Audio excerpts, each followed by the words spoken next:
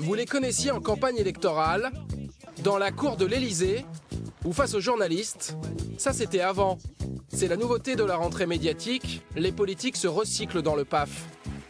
Elle a pourtant su garder le charme et l'éclat, le tout en s'appelant Jeannette. Jeannette Bougrabe, l'ex-secrétaire d'État chargée de la jeunesse, promue chroniqueuse au Grand Journal de Canal. La France est un nain politique. Daniel Cohn-Bendit, le député européen, débarque lui sur Europe 1 comme Laurence Parisot, l'ancienne patronne des patrons.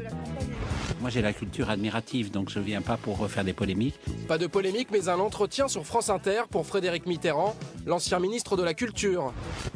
Sans oublier Roselyne Bachelot qui cumule un édito sur iTélé et son job au Grand 8.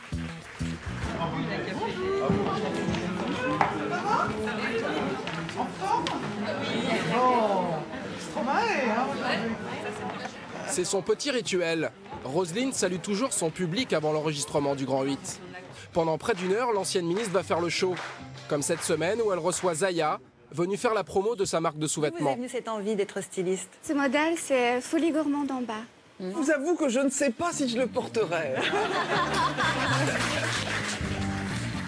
C'est la patte, Roselyne Bachelot. Un naturel spontané, toujours un bon mot. Au Grand 8, l'ancienne ministre donne son avis sur des questions de société et enchaîne les interviews d'artistes. Les politiques recyclés à la télévision.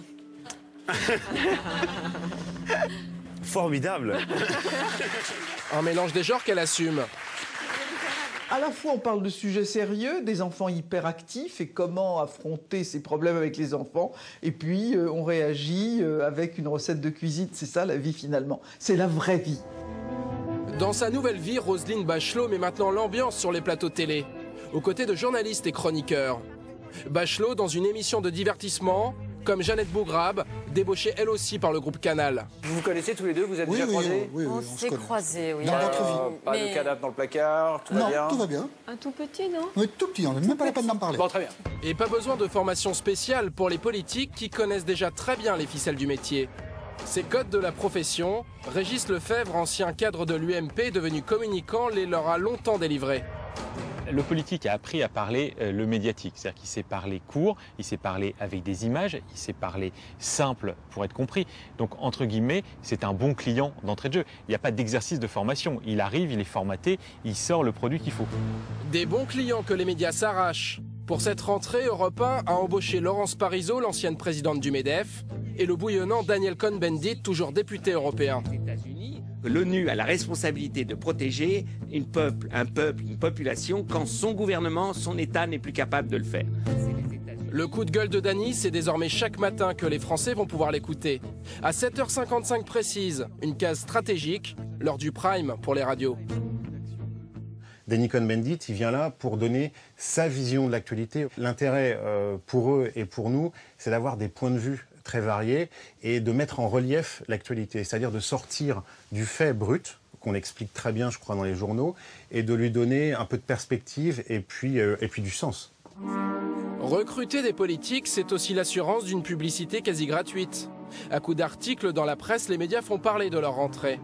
Un phénomène inédit en France qui tranche avec les années 80. À l'époque, c'était le chemin inverse. Mesdames, Mesdemoiselles, Messieurs, bonjour. On passait de la télévision à la politique. Souvenez-vous, 1988, la marche du siècle, l'émission présentée par Jean-Marie Cavada. Désormais, c'est lui qui reçoit les journalistes dans sa permanence de député européen.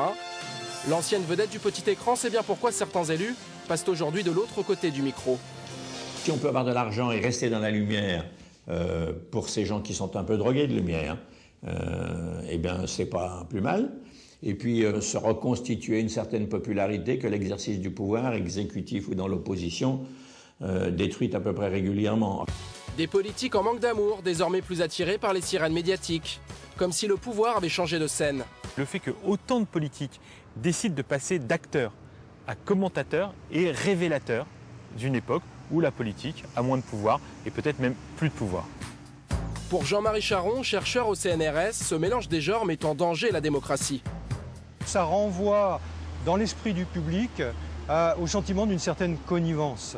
Il attend que les médias soient un lieu de recul, un lieu d'interprétation, un lieu de décodage, un lieu d'autonomie sur le commentaire du politique, et non plus certainement cette confusion. Pour ces politiques, la loi de l'audimat remplace le suffrage des électeurs, avec au final encore et toujours le verdict des Français.